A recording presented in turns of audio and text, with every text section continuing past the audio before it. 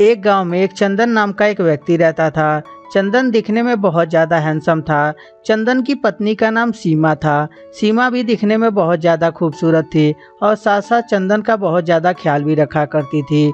एक दिन सीमा चंदन के पास जाती है और जाकर बोलती है, ओ जी, आज मेरी बुआ की लड़की यहाँ आ रही है। ठीक है जान, तो मैं रिसीव करने चला जाऊंगा। लेकिन आप रिसीव करने कहाँ जाएंगे? वो पता नहीं ट्रेन से आ रही है कि बस से आ रही है, उसने बताया ही नहीं और उसके पास मोबाइल भी नहीं है जिससे मैं फ़ोन करके पता कर लूँ। ये तो बहुत बड़ा समस्या वाली बात है। अच्छा एक बात बताओ, उसे यहाँ का एड्रेस तो पता है ना? हाँ जी, मैंने उसको यहाँ का पूरा एड्रेस बता दिया है। हाँ तो फिर घबराने की क्या बात है, वो जरूर यहाँ आ जाएगी। चंदन और सीमा दोनों आपस में बात करते ही रहते हैं। तभी वहाँ उर्मिला आ जाती है। उर्मिला कोई और नहीं बल्कि सीमा की बुआ की लड़की रहती है और वो कपड़े ऐसे पहनी रहती है कि किसी का भी नियत देखकर खराब हो जाए। और तभी, उर्मिला, ये कैसा कपड़ा पहनी हो तुम? अरे दीदी, ये तो आजकल का फैशन है। कैसी लग रही हो मैं इस कपड़े में? एकदम बकवास लग रहा है। ये भी कोई कपड़ा है जिसमें सारा बदन दिखाई दे रहा है? दीदी आप भी ना फैशन तो करती नहीं है, तो आपको क्या पता इस कपड़े के बारे में? जीजू आप बताइए, कैसी लग रही हूँ मैं इस ड्रेस में? सच पूछिए साली जी तो एकदम बवाल लग रही हैं, बवाल। ऐसे कपड़े पहन के चलेंगी तो पता नहीं कितने लोगों का मर्डर करा देंगी आप। उर्मिला जब अपने जीजू की ये बातें सुनती है तो बहुत ज़्यादा खुश हो जाती है और उन तीनों में ढेर सारी बातें होती हैं। थोड़ी देर बाद चंदन अपने बेडरूम में चला आता है।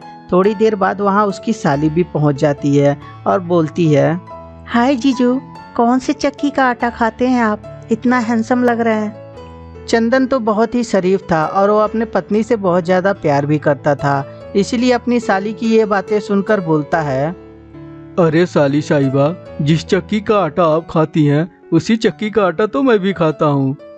ऐसा कैसे हो सकता है जीजू? आप उस चक्की का आटा खाते हैं तो इतना हैंडसम लग रहा है, और मैं भी तो खाती हूँ, लेकिन मैं ब्यूटीफुल क्यों नहीं लगती हूँ? किसने कहा साली साहिबा आप ब्यूटीफुल नहीं लगती?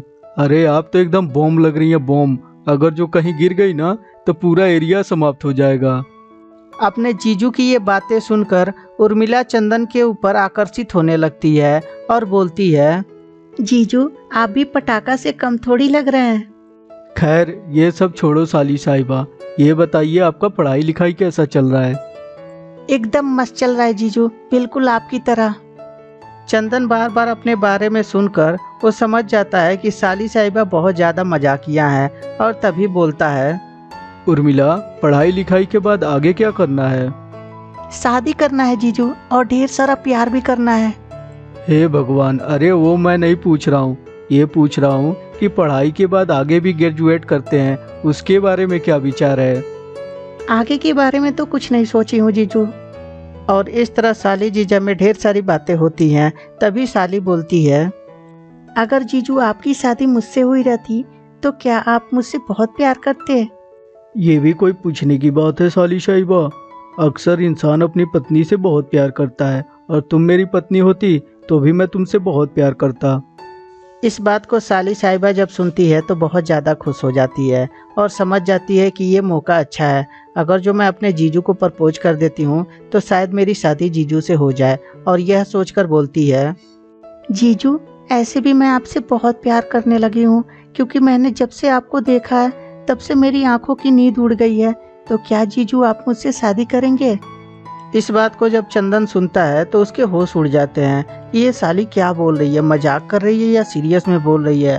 तभी, साली साहिबा, अगर जो आप मजाक कर रही हैं तब तो ठीक है, ओरिजिनलिटी के बारे में कभी सोचिएगा भी मत, क्योंकि मैं आपके दीदी से बहुत प्यार करता हूँ और उन्हें कभी मैं धोखा नहीं दे सकता। इस बात को सुनकर उर्मिला का चेहरा उतर जाता है और बेचारी समझ जाती है कि मेरे जीजू बहुत शरीफ हैं, वो मेरे दीदी के अलावा और किसी को नहीं चाहेंगे।